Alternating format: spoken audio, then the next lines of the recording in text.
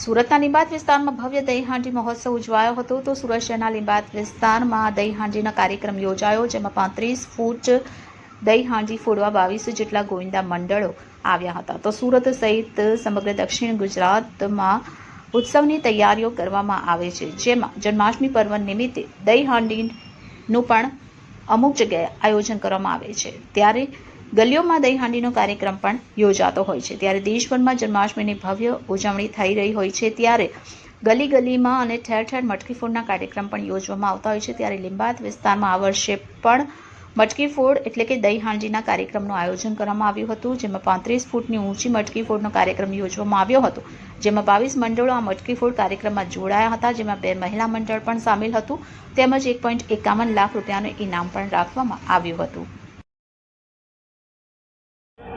આજે તો આ બીજું વર્ષ છે। ગયા વર્ષે જ્યારે આપણે દહીહાંડી રાખેલી ત્યારે મેઘરાજાની ઉપસ્થિતિ હતી, પણ આ વખતે જે હિસાબે અવાજ આવે છે એમ લાગે છે સૂર્યપુત્રની હાજરી છે અહીંયા। આજે આપણે જોઈ જ રહ્યા છે કે 25,000થી વધુ લોકો આજે આ દહીહાંડીમાં ઉપસ્થિત છે। લિંબાયત વિસ્તારના અને બીજા આજુબાજુના વિસ્તારના પણ લોકો અહીંયા દહીહાંડી જોવા માટે આવ્યા છે। આપ ખુદ જ જોઈ શકો કે 35 ફૂટની એક મટકી છે અને બીજી છે 20 ફૂટની, જે હમણાં 10 મિનિટમાં છોકરીઓના ગ્રુપ દ્વારા ફોડવા જશે। જેટલા પણ લોકો અહીંયા આવ્યા છે એમને ખૂબ ખૂબ ધન્યવાદ કરું છું કે આ રીતે જ દર વર્ષે આ જે આયોજન થતું હોય છે એમાં બધાનું પ્રોત્સાહન વધારવા માટે આવતા છે। કેટલા ગ્રુપો જોડાયા છે આ દહીહાંડીના અંદર?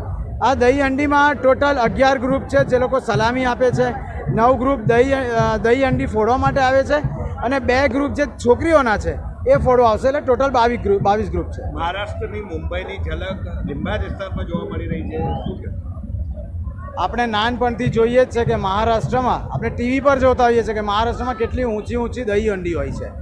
આપણા સુરતમાં 140 મંડળ છે, તો કેમ આપણે ટીવી પર જોવાનું? આપણો પણ હક છે કે આપણે સામે આવું આયોજન કરીને આપણા મંડળોનું પણ પ્રોત્સાહન વધારીએ।